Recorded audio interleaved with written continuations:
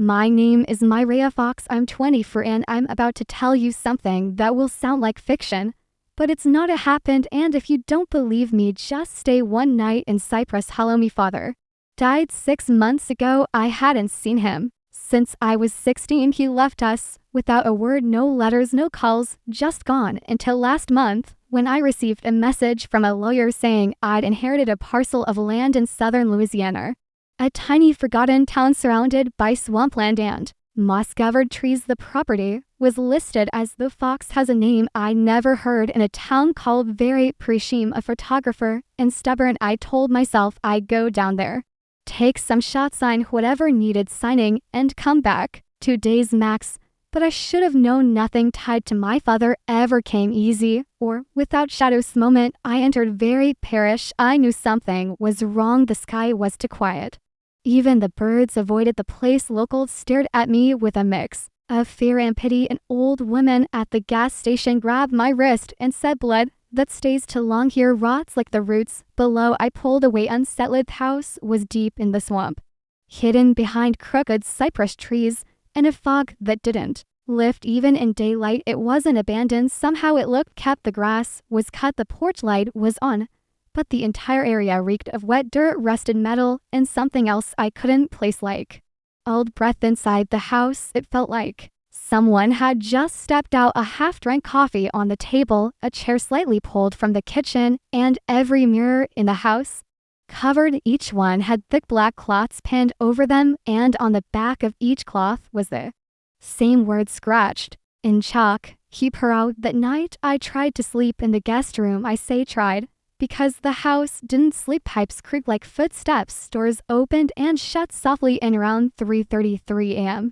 I heard a knock from inside. The mirror tore down the cloth from the guest mirror. What I saw wasn't my reflection. It was a girl about my age, same eyes, but her skin was bloated, her neck bruised like she'd been strangled, and her lips moving, repeating one sentence over and over: "You shouldn't have come alone." I slammed the cloth back over the mirror, heart pounding. I don't remember falling asleep, but when I woke up, my camera was gone, and scratched into the wall behind my bed was a question: "Do you see her yet?" I left the bedroom in a daze, still shaken from the mirror, and the words carved behind me, "Do you see her yet?"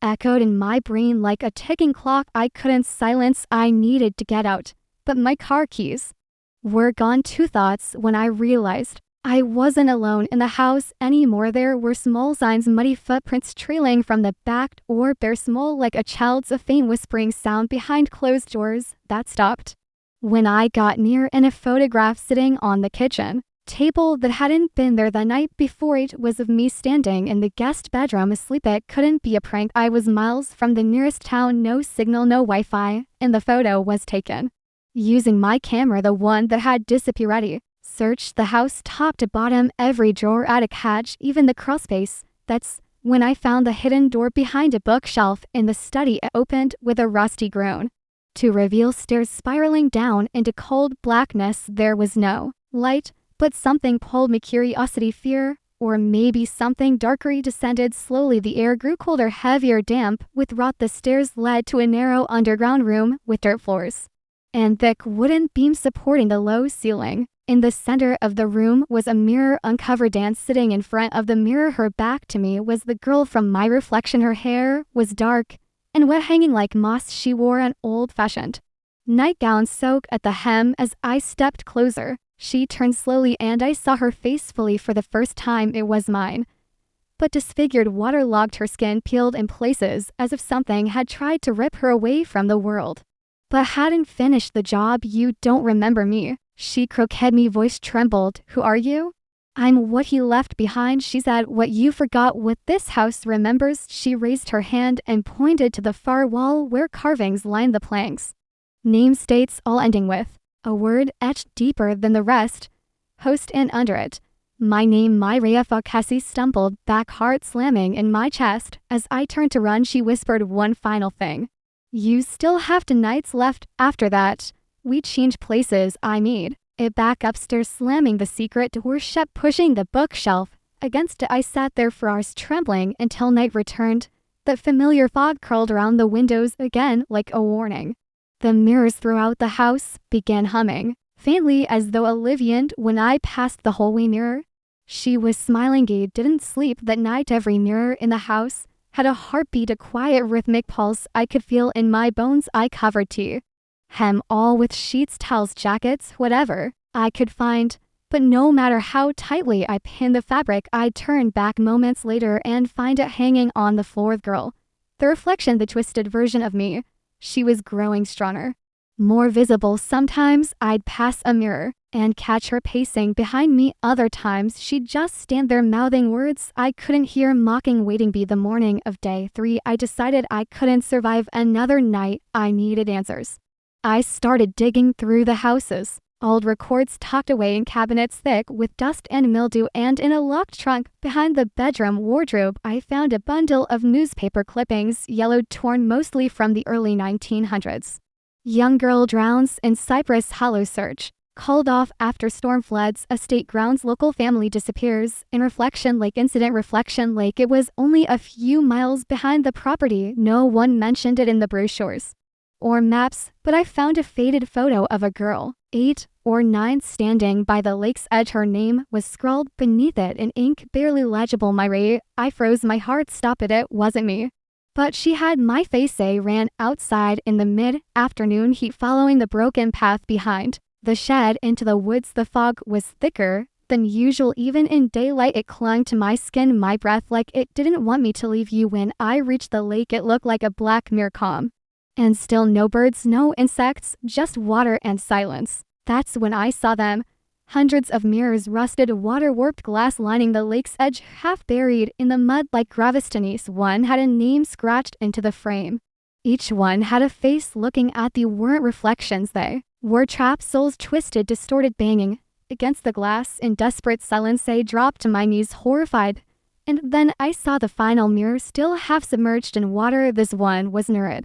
Had my name, Mireya Fawkes, and inside, the girl smiled. Mouth. Tomorrow. As night crept back over the forest, I made my way to the house, soaked and shaking. The moment I stepped back inside, every light flickered off. The fog poured in through the floorboards, through the fireplace, curling up the stairs like a living thingy barricaded the bedroom. I tried to call out, I tried to scream, in from every mirror she screamed back, a shrill, inhuman sound that shook the walls and made the glass tremble. Tonight was my last night.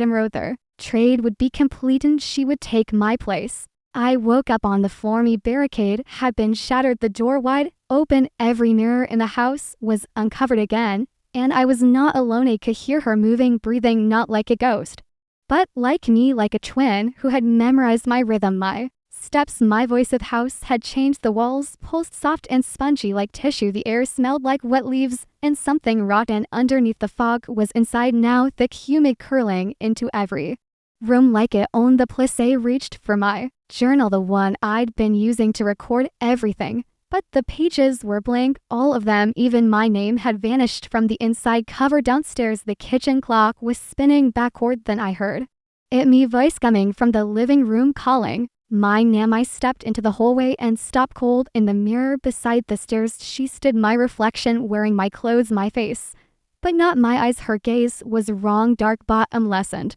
She wasn't behind the glass anymore. Mesh was next to. Mesh smiled and said, "You were always the one left behind." I ran out the door, through the woods, back to Reflection. Lack of fog parted like it wanted me there, like it had been guiding me all along. When I reached the shore, the mirrors were vibrating, whispering, begging, and the final mirror, the one with my name, was waiting. Its surface shimmered, and inside I saw myself trapped now, pounding silently, screaming. She was inside. Now I was inside. Had taken my place. I felt my hands lift without permission. My legs moved forward, not mine to command. My voice said words I didn't mean, and I stepped into the lake and not onto the surface.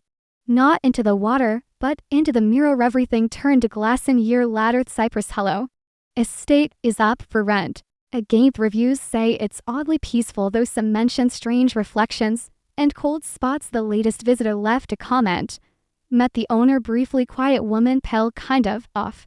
Said her name was Mireya, but she never blinked the whole time we spoke. Her eyes look like glass. This story is written and edited by Lakeside Diaries. Thank you for watching this video. Don't forget to like, share, and subscribe for more twisted tales that blur the line between reality and nightmare.